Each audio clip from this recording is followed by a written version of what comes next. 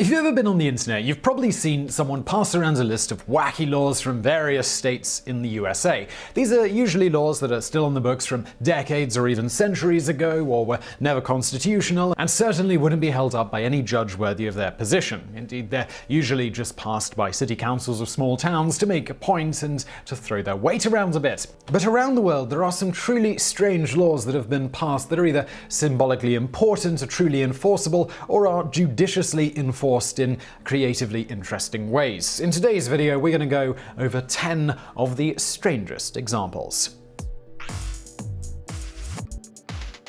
Number 10. In the United States, there are some exemptions to child labor laws on farms. In most developed countries, child labor has pretty much been done away with, and the world is the better for it. However, in the United States of America, a country that most would imagine got rid of child labor quite some time ago, there are a lot of exceptions when it comes to farm labor. See, farmers in the United States often have trouble getting enough people to work on their farms and get everything done, especially at a wage that is affordable for the farmer. For this reason, having children work on farms has been a thing for a very long time, and there are exceptions that exist in the law which allow for it. Essentially, as long as they are still getting an education, whether by going to school or a state-approved homeschool program, they are allowed to be working on the farm for no pay, even as a young child, without any real restrictions on the hours, as long as they are working for their parents' own farm, regardless of how big or commercial a size it might seem. Furthermore, as wild as this may sound to people from Europe, as long as you are just driving your tractor on the farm, you may allow your kids to drive it around without any age restrictions or training required. Of course, children die and get horribly maimed due to this sort of nonsense every year, but the pressure from the farm lobbies has so far stopped any laws with real teeth from going into effect in order to change things. Number 9. The laws on cruise liners are complex and different from how many people imagine.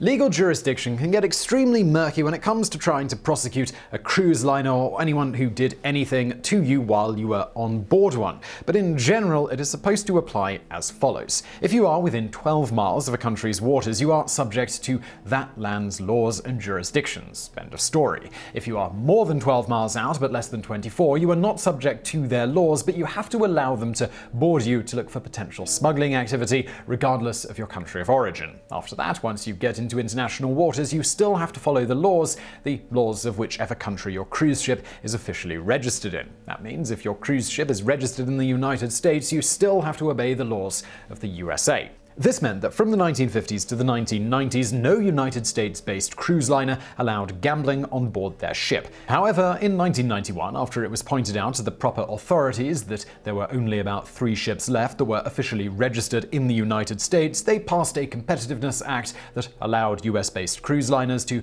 begin to allow people to gamble. This was in contravention of United States law, and it only applied once the ships were in international waters. It's basically a huge exemption that's been carved out so that the USA will not be entirely left out of the cruise ship game.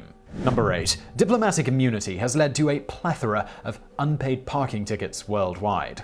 Nobody likes parking tickets, and let's face it, if we could legally get away with it without any consequences, we'd curl the things up into a ball and throw them away and move on with our lives without paying. Now, most of us simply don't have the power to do that. We can ball the thing up, but one way or another, the city is eventually going to come and somehow get that money from us. However, if you are a diplomat, you have diplomatic immunity. Now, in movies like Lethal Weapon 2, we have plots where diplomatic immunity is used in an attempt to get away with murder, but the vast majority of diplomats abuse it in a much more banal way. They fulfill a fantasy that many of us have, and that's simply ignoring the parking rules or congestion fees and doing whatever they want because it really doesn't matter. When you have diplomatic immunity, no one can force you to pay your tickets in court, and many from the United States have argued that the congestion charge that London has, for example, is just a tax on going in and out of the city, tax being something that diplomats don't have to pay. The United States government, they share this viewpoint. However, it isn't just London, or even New York for that matter, that suffers most from this, but rather it's Canberra and many other cities around the world. If the city plays host to a lot of diplomats, they often have backlogged debts for diplomatic parking tickets ranging from the hundreds of thousands to the millions. New York recently implemented a new policy where they simply wouldn't re-register a diplomatic vehicle with too high a debt, and it helped a little, but it has simply creeped back in over the years since. It seems whenever you give a government official full diplomatic immunity, most just use it to toss aside all the petty bureaucracy that's a part of the system that they're supposed to help maintain. Number 7. China decrees that they must approve reincarnations in an attempt to control Tibetan monks. As you probably already know, China has for a long time been trying to control the country of Tibet, and part of that involves trying to squash the influence of the Tibetan monks. The entire situation is extremely political, as a lot of religious sensibilities are involved, and if China came down too hard on the current Dalai Lama, they could risk some kind of widespread riots or even an international incident. However, that doesn't mean they are just sitting around with no strategy besides occupation and repression. See, the thing about the Dalai Lama is that he's supposed to be a reincarnation of a previous Lama, and so on. The issue is that Tibetan monks generally get to choose their own successor, as it is supposed to be their spiritual influence that is able to tell who is actually the next reincarnation. However, in the hopes of controlling the process, China has actually decreed laws that don't allow a Lama to reincarnate without first going through the Chinese government in order to approve it. This means they basically get to handpick their own Dalai Lama, which would give them ultimate control and influence over the Tibetan people and anyone who still follows Tibetan Buddhism. However, the current Dalai Lama has already fired back against this by stating that the next Lama would likely be born in a free country, and that one chosen out of China by the Chinese government could not be trusted as the proper Dalai Lama.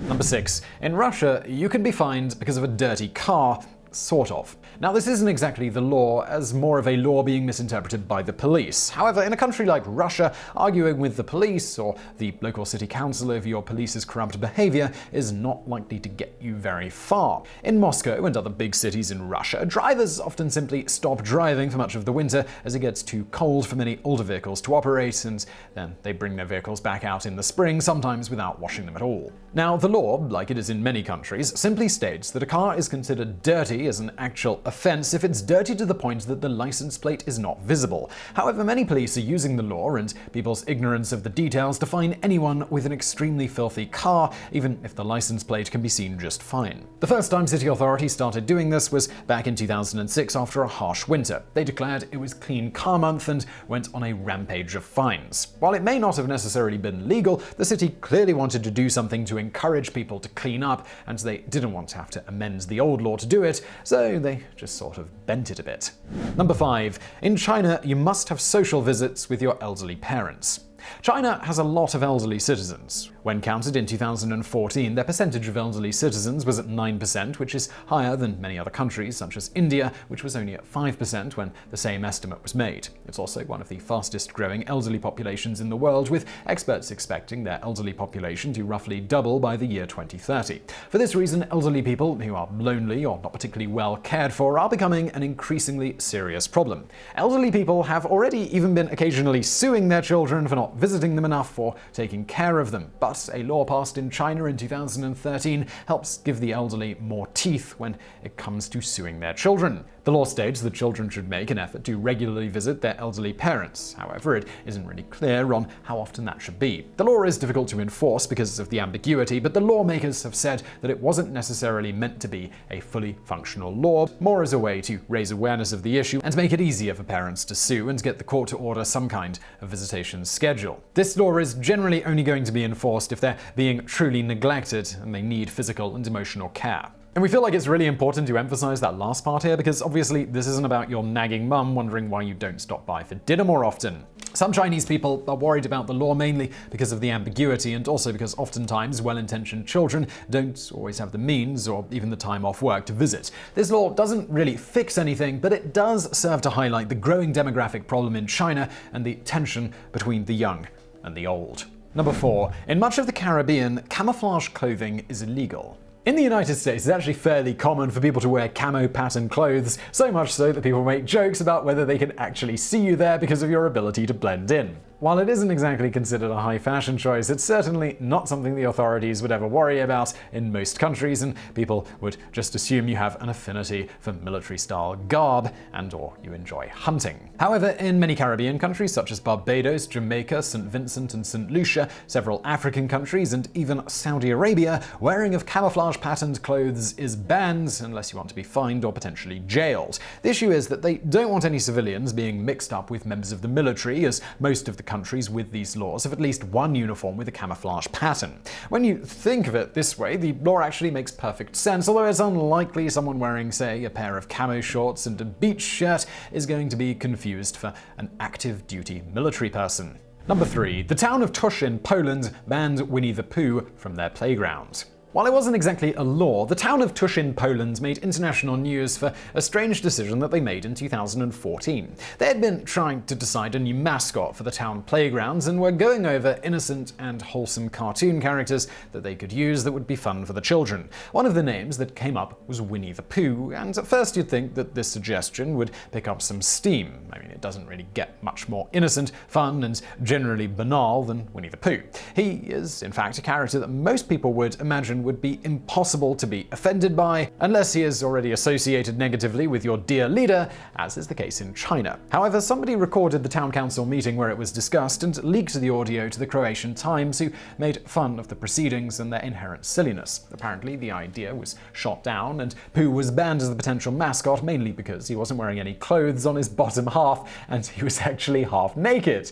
Now, some would imagine this is ridiculous. Now, some would imagine you would argue that he isn't immodest because he has no genitals and is, a cartoon. Oh, and he's also a bear. Last time we checked, it's more unusual for bears to be wearing red shirts than it is for them to be without pants. Unfortunately, that did come up during the debate, and some council members suggested that it made Pooh some kind of hermaphrodite or someone with some other kind of gender identity disorder, and that therefore it made him even more inappropriate for children. And now we can only be left wondering what the city council might think of Donald Duck. Number 2. Japan is policing obesity, but they haven't made it illegal, as some people think. In 2008, Japan passed a Metabo law that left a lot of people scratching their heads and adding yet another one to the Weird Japan file. The rumor claimed that the law literally made it illegal to be fat, and if you were fat enough, the government could fine or even imprison you. However, while a Metabo law was passed, it was not at all what many in the Western world thought it was. The way the law works is that if you are in between the ages of 45 and 74 and you have a waistline of 35.4 inches or more for a man or 31.5 inches or more for a woman, then you have to have it measured every year and seek proper medical advice from a doctor on how to shrink your waistline and improve your health. The law does not make it illegal or even attach fines to having extra weight. It just ensures that you get the medical attention that you need if you go beyond what Japanese legislators have considered the line for an early intervention against dangerous levels of weight gain. Number 1. Turkmenbashi was a mad ruler of Turkmenistan, but they aren't much better off without him. If you're familiar with the TV show Archer, you might have seen the episode where they visit Turkmenistan. They learn that the country has an insane leader called Gorbagan Gorbanguli, who has changed the words for both bread and Friday to his dog's name, Gerbgorg. Now, while this isn't at all true, it is based on some true-life events. Turkmenistan's current leader's name is Gurbanguly Berdimuhamedow, and the previous leader of the country was a man named Saparmurat Niyazov. The latter was also known as Turkmenbashi, and he was pretty much the undisputed dictator from 1990 until 2006. During that time, he was known for being a power-mad eccentric who not only ruled with an iron fist, but made utterly insane proclamations. He created a national melon day after the country's chief export, and also a national day for horses. People used to wear gold fillings in their teeth as a mark of status, but Turkmenbashi felt that these were not a good thing, and soon people were tearing them out of their mouths, spending their money on expensive dental work. Further, he banned circuses and ballet because they were unnecessary. He also banned beards because he didn't trust the followers of Islam. On top of that, he changed the name of January to his name and April to his mother's name. When he died and the new dictator for life took over, he did away with a lot of the more eccentric laws, but it still continues to be an incredibly poor country where ethnic Muslims are distrusted and the vast majority of the country's oil riches are going to the elites who run it all, or they're just sitting in the ground not being used due to poor infrastructure and mismanagement. So I really hope you found that video interesting. If you did, please do hit that thumbs up button below and don't forget to subscribe. We've got brand new videos just like this every day of the week. For more from me, why not check out my other channel called Today I Found Out, that is linked to below. And as always, thank you for watching.